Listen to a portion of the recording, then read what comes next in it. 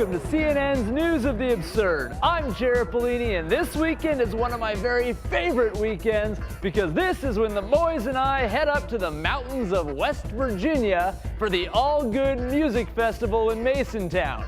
Hey, I'm a hippie.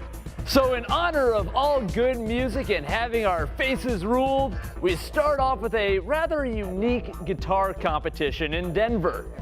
Unique because there's no guitars. You can bring your own guitar. If you smash it before the show, that'll probably get you a pretty good score.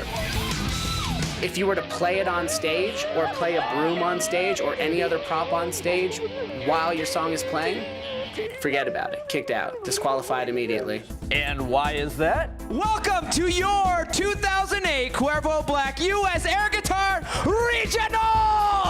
Yes, the Air Guitar Regional, where you'll meet such talented non-guitar playing people as this guy. I'm Zach, I'm Z-Licious. And this is his #1 groupie, Mrs. Z-Licious, Zach's mom. We totally support them no matter what it is, whether there's a guitar in their hand or not. The contestants are judged on technical ability, how well they noodle, stage presence, how well they, use the space, work the audience. The third category is airness, and it can't really be explained, but you'll know it when you see it. The winners from nationwide regional events will go on to San Francisco in August for the national finals. The winner of that goes on to Finland for the World Championships. Why Finland? Why not? Give it up for Z-Licious, a.k.a. Moses. Now on to a different type of rock competition, only this one also involves paper and scissors. The cool kids, they call it Rochambeau. So let's now meet a man from Dalton, Massachusetts, who recently won a trip to Vegas to compete in the Rock, Paper, Scissors National Finals Tournament. Amazing. To be honest with you, I have no strategy. I'm going down to win. That's all I want to do. Mike Kiley didn't even want to be in his local competition, but his friends convinced him otherwise.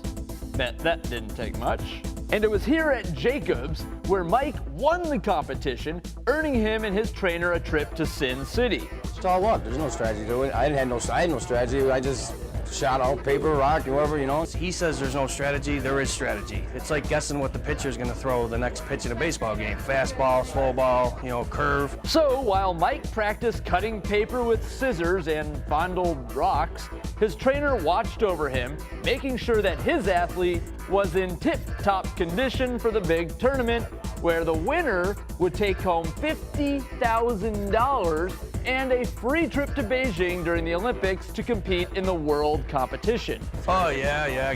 Making sure he's getting his rest. Making him drink with his left hand. No using his right hand for anything. Can't even drive his car with his right hand. Unfortunately, Mike's luck finally came to an end, but a fellow Massachusettsian, Sean Wicked Fingers Sears, did win it all, beating Julie Bulldog Crossley of Anderson, Indiana. Finally, we end this week on the topic of digestion, because if there's one thing I love about a big music festival, it's sausage and other festive foods. Corn dogs, funnel cake, sausage, anything that can be deep fried or placed on a stick. So here now is a story about digestion gone bad. I'm not surprised they have never seen that because I have never heard of that either. It all happened at Mike's Pawn Shop in Salt Lake City when regular longtime jewelry customer Norma Porches walked in and decided this time she wasn't going to pay. KSL reporter Gene Kennedy explains how it went down. The clerk was in front of the thief the entire time, but when the clerk went to mark the lady's payments, the thief turned to the side like this and swallowed 2 bracelets, one of which, as you can see, is pretty large. The clerk had no idea. When the clerk noticed that the bracelets were missing, Norma simply said, "Fine, you can search me." Of course, there was nothing on her, but surveillance video confirmed that there was certainly something in her. Police later arrested Norma at her home. She admitted to it. And Why'd she do this? she didn't say. Eventually, Norma passed the bracelets through her system, ouch, and they were cleaned thoroughly and placed back on the shelves.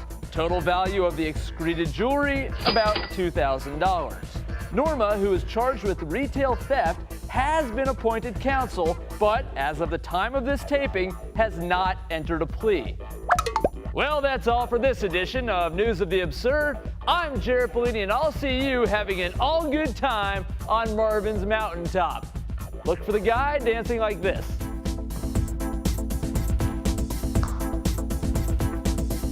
Okay, I gotta get back to chatting now.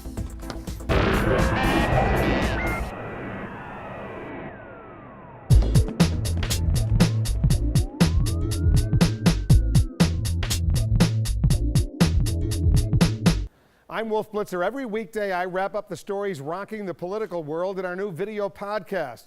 Go to iTunes or CNNPolitics.com and be sure to subscribe to CNN Equals Politics Daily. Action. Face off.